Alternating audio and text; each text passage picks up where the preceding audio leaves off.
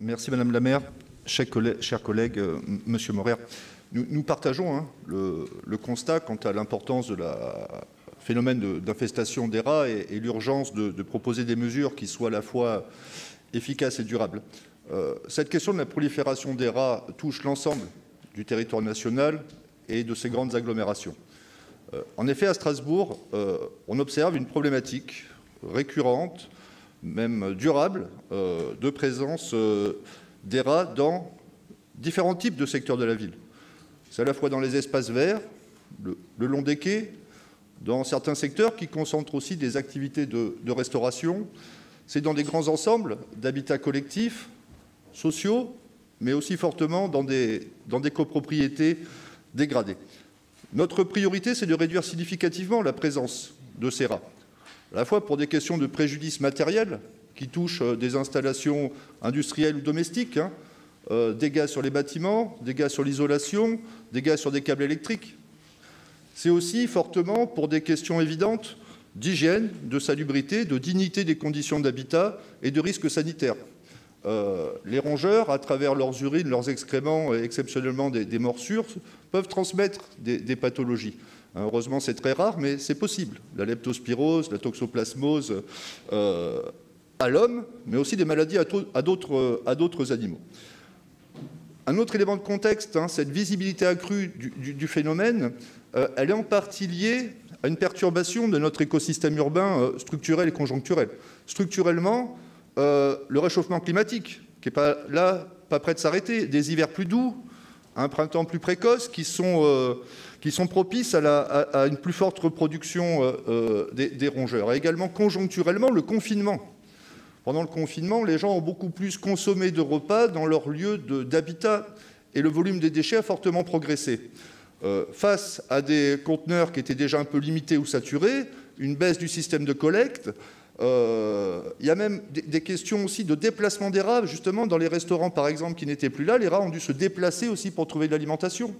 Il y avait aussi des phénomènes de personnes qui n'avaient pas envie avec le Covid de toucher les poubelles, donc qui posaient à côté des poubelles. Et ensuite il y a eu le déconfinement avec réappropriation de l'espace public, énormément de pique-niques ici ou là. Donc voilà, le confinement et le déconfinement ont aussi accentué ce phénomène. Alors, il faut agir maintenant vite et en profondeur. Alors, immédiatement, nous allons renforcer les opérations de dératisation ciblées, à la fois avec des traitements chimiques, mais aussi des piégeages mécaniques. Alors, c'est très nécessaire à court terme, mais le traitement chimique est très nuisible pour l'environnement. On le sait, les appâts avec des biocides, ils contaminent le sol, ils contaminent l'eau, ils tuent des animaux non ciblés, entre guillemets.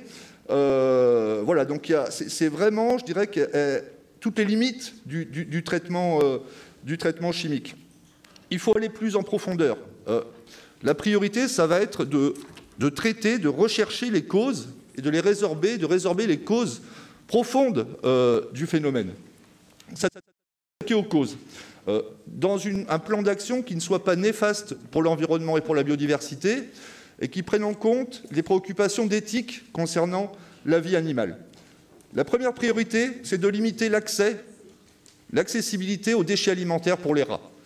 Travailler sur réduire l'offre en nourriture, travailler sur les voies de passage, c'est au cœur du problème, c'est le phénomène le plus important. Et la réponse, elle peut être que collective. Alors, elle engage l'acteur public en premier lieu et en transversalité. Là, il faut qu'on arrive à travailler ensemble, au sein déjà de l'acteur public et de la collectivité, nos directions de territoire, le service hygiène et santé, mais qui travaille davantage ce service avec l'eau, l'assainissement, avec la propreté, avec l'habitat. Voilà, donc déjà l'acteur public, mais aussi les gestionnaires de patrimoine, les restaurateurs, les habitants, les locataires, et puis alors tous les usagers de la ville. C'est vraiment une approche qui doit être collective. Et une réponse qui doit aussi être intégrée, parce qu'elle touche à différents champs qui font la ville et le vivre ensemble.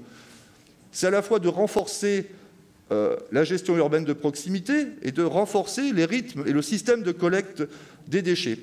Ça peut être de travailler à moderniser, à réparer des canalisations, les raccordements des égouts. Ça peut être de fermer aussi des ouvertures qu'on constate trop souvent dans les locaux, que ce soit les caves, que ce soit les locaux à poubelles. Justement, ces poubelles, ça peut être de les multiplier déjà en nombre en pensant les espaces de forte densité de population, de forte fréquentation, mais c'est aussi de penser le type des poubelles, d'être un peu innovant sur les types de poubelles, c'est-à-dire penser des poubelles fermées, des conteneurs enterrés qui sont hermétiques pour les rats. Ça demande également de renforcer localement, mais aussi de repenser le rythme des collectes. Il faut que le rythme soit augmenté dans certains endroits. Il faut aussi qu'il soit repensé en termes de calendrier.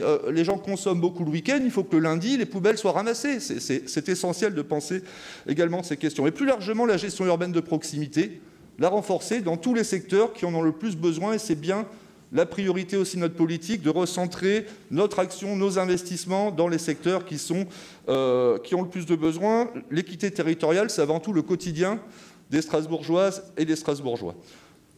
Alors, deuxième plan, c'est de travailler sur les questions de l'usage de l'espace public. Déjà, le comprendre.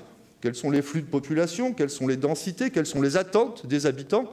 Là, c'est un travail aussi avec la participation citoyenne. Ça peut être aussi des choses simples. L'ergonomie, par exemple, des poubelles. On me dit, c'est vrai que souvent, parfois, les enfants sortent les poubelles. Si le conteneur est beaucoup trop haut, voilà, on pose en bas.